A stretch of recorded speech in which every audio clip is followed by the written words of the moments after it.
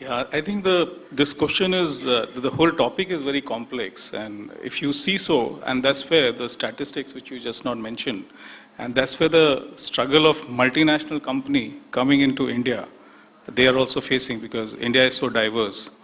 And I would just take all of you, one of the campaign which actually, was touching everybody's heart was Mera Wala Green, ya Mera Wala Lal. So if I may say that, and that's where marketers have to connect with, is that, all of us has a child within, and we want to differentiate. And how are we going to leverage that and can charge more to the customers is what is the art which we have to work on. Having said that, this need was always there and was unmet. We are trying to capture it as rightly somebody mentioned that we are slowly moving towards it. The technology is enabling. If you see the recent changes which is happening around, one of it is 3D printing. So one is basically one side, there was a requirement. Now platform is also there, but are we able to feed them and at what cost? So I think 3D printing, which is going to come up in a very strong manner. And I think in Kirloskar, we have a 3D printer coming in and we can see the leverage part of it. Also, if I have to also talk about when we see a brand architecture per se, when you have a various brand within the same portfolio, how do actually you reorganize the structure? I will talk about the marketing structure. Because if you see, most of the time, we want to do it. Who doesn't want to actually serve the customer? Everybody wants to. But why are we not able to? Because we are in silos. Like consumer research is lying at one side, or maybe I would say brand strategy is happening somewhere else and somebody else is communicating and somebody is supposed to execute. So how are we going to, have it connected, all of them, is a big challenge. So until the overall scenario has to be encompassed together and see how we can leverage upon will be a great thing. And I think a very good example Nike is already working on. If you see, they are saying that they are going to customize and personalize their own shoes very shortly because of this 3D printing coming in. So that's what is the take from my side. Thank you. Thank you, Sanjeev. Now, a question for you, Gaurav.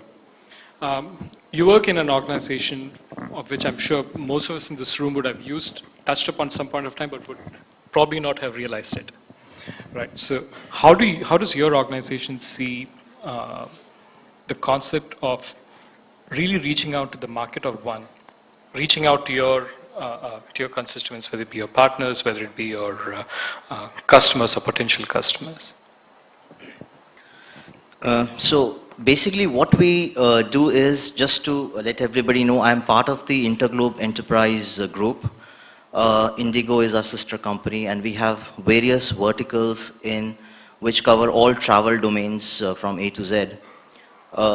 Coming back to your question, Yogesh, I think it's very relevant in today's context that we are talking about these two terms, which is globalization and personalization, or globalization to personalization.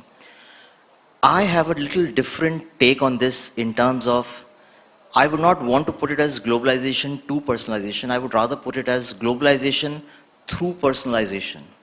Because a brand, a product, or an organization would continue to evolve, would continue to grow, would like to reach out to as large audience as they can, but with a difference. And that difference is going to be the personalization.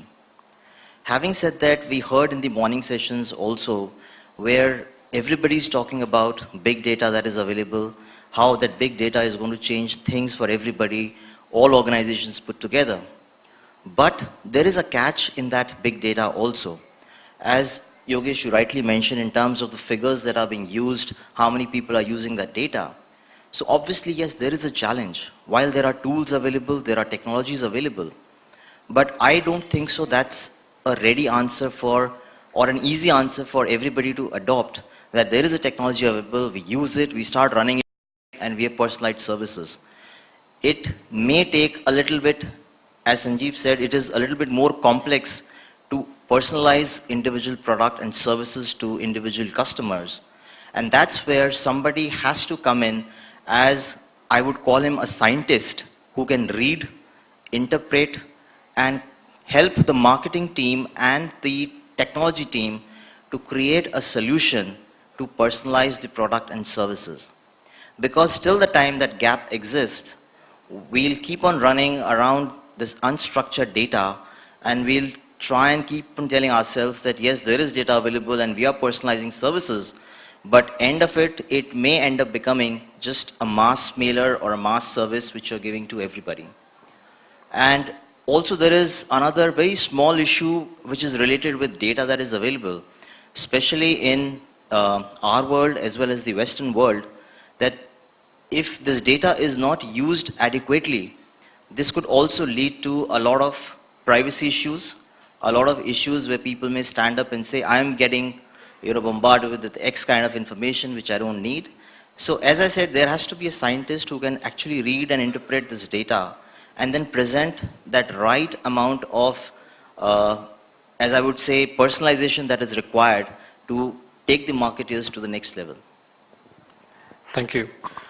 So I think, Gaurav, you hit upon a pretty significant point over there.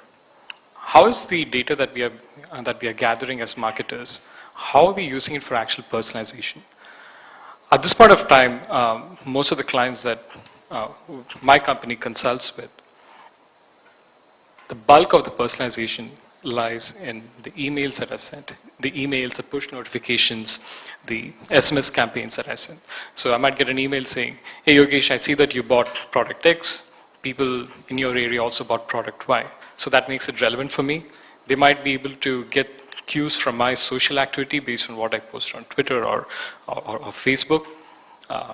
They might see what sort of reviews that I might have had. I'm sure there are organizations which are gathering all of that data. They can model lookalikes basically to see, okay, so we have somebody who's just signed on as a customer. He's of this particular age group, he's of this particular demographic, lives in this particular PIN code. So what are the chances that he's going to purchase product A like the rest of his cohort? So I think getting the information right and really understanding how can you form those segments, how can you form those micro segments is what the key is. But then as the discussion went over lunch, it was how do you not over-engineer it at the same time? So now, as we see organizations making the shift, I'll just go around the panel and ask us questions. What do you recommend to marketers to really take this shift from using this mass blast to trying to get more accurate messaging to their customers and potential customers? So Karthik, I know you have a B2B view on this. I'd be very happy to listen to that. Sure. So we went live with this marketing automation platform a year back, and as they would say, before implementing a solution, there is always a high, right? That this solution is going to solve all the problems in the world. That rarely ever happens. So we are kind of in the reality stage of what the solution can do and can't do. So it's a good stage for me to comment on. So if you are a B2B company that has a target audience of roughly about 1 million people that you want to reach out to in this geography, emails, SMS, app notifications are the cost-effective ways to reach out to your audience. So as a marketing budget owner, you will feel that you should do a lot more there, and if that succeeds, that's great ROI for your marketing strategy. But I think in our experience where we've seen success with that is it's put together a very strong planning process in place where you said 95% of the data is unusable. So having a sense of which 5% of the data is usable and how you segment it by role and by industry. So even though, as I said before, you have to do one-on-one prep to reach out to somebody, and that's where we see the highest success. That's when our sales reps or our telemarketers send something extremely personal to that CXO is where we see a lot of success. But when we break it down, that scale data, and we want to do email campaigns, breaking it down by role and kind of putting together a buyer journey saying that, hey, if you're sending a mail to this person and the person doesn't take action, what should he do? If he takes action but doesn't complete the action, what should he do? So kind of putting together scenarios and kind of tree-level journeys of how each section of the journey, depending on the customer's interaction with the brand, is extremely essential. And what happens there is, even there you don't get the volume of success when you do that, but the quality of success when you measure that is extremely high. So putting together that buyer journey when you're implementing marketing automation is where we've seen a lot of success. Nilima, your views on how Indian marketers should start progressing on this journey? Yeah, I have a little difference on what Karthik is saying. It's not about saying that leave globalization and do personalization. It's also important to get a right balance, because I belong to right now handling a commodity product which is to do with oil, seeds and grains. There is no differentiation. There is nothing which can be done to personalize it. All I can personalize is not the product, but the way I offer those products to those different consumers. And that's what I was saying. Every state has one regional brand which is such a huge leader in that market that none of the all India level brands can ever penetrate those markets. So if there is Kolkata market and there is an Indian brand which is there since 80 years because Lalaji used to personally deliver it, no Fortune, no Nature Fresh can ever penetrate that market even after you spend 100 crores of investment. Because it's all to do with how was that service delivered, with what promise, with what human touch, what belief system, and that's very critical. Apart from that, another thing which is becoming increasingly important, as I have been talking about, is what am I going to talk to consumer? Data is going to, I am going to reach the consumer. I reach the mailbox also. I reach the door also. And the consumer is face to face with me. But do I have something relevant to talk, or I just promote my brand, buy this brand, this brand is much better than other brand? That's very transactional. So getting that humanized touch, emotions, I have got this example of Apple. Product is the same all over the globe. There's no difference in the product. But you go to any country, beat into those stores, the way those people talk to you, the way they deliver the service, the way they explain you the examples. In India store, they will talk to you, you want to listen to music, here is all the desi music which can come here. So that personalization in the relevance context of the country is extremely important to build that connect of personalization. Hence it's important not necessarily to make a globalized product personalized and personalized product globalized. I think that right balancing is important to segment, target, and then position and talk your point out. Thank you. Ruchi, you have a view on this, Yes, I don't certainly you? do. Walk into a Microsoft store, you'll get the same experience. But no, I'm just kidding. Okay, I think a lot of interesting points coming up here, actually. Firstly, I think the whole thing lies in the attitude that we as marketers take to a product. A lot of us sell or market products. I think at the end of the day, a product is nothing but a service it delivers.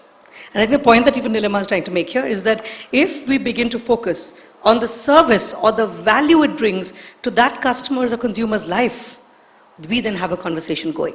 I'll give you an example, a couple of examples. I worked with Bausch & Lomb contact lenses during my career, and we were not selling contact lenses. But we weren't.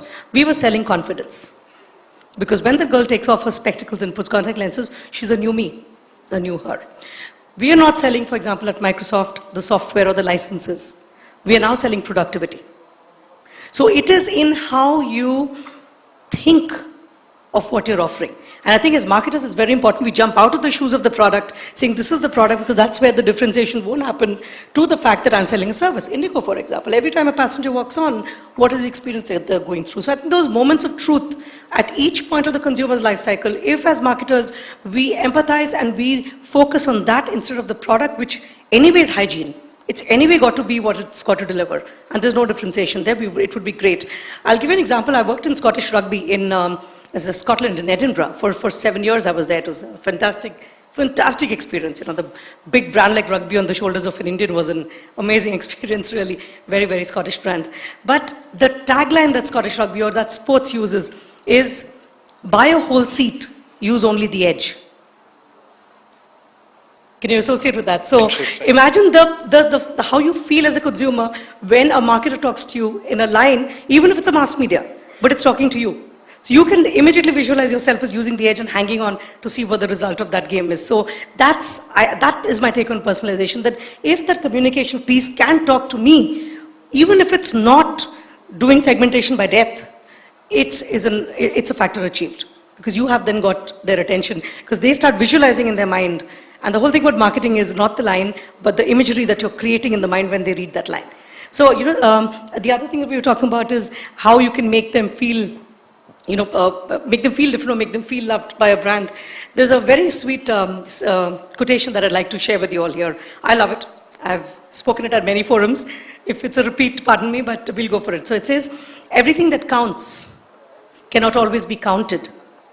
And everything that can be counted may not always count. So the difference between what you can measure and the way you make your consumer feel. And I think what is more valuable, probably what you have to measure or we have to deliver as brand custodians or even sales folk in here is hygiene. At least that's how Microsoft sees it and gives us one. But what you got to create, and which is more difficult, is that the what cannot be counted, but which counts, which is that loyalty factor, that Lalaji who came to, you know, your doorstep to deliver, that feeling of one-to-one. I think that is where we begin to focus. It is deeper roots you're building than building roots on communicating or segregating or segmenting, because wo sab hoga. But focus on what counts to your consumer. So the next question that I have, I want everybody on the panel to sort of think about this. In the context of what we've spoken about today, from technology, data to content, and now personalization. So how do you guys see the essential role of the marketing organization changing? So I'm not talking about the marketers themselves, but who's involved in marketing in your organizations?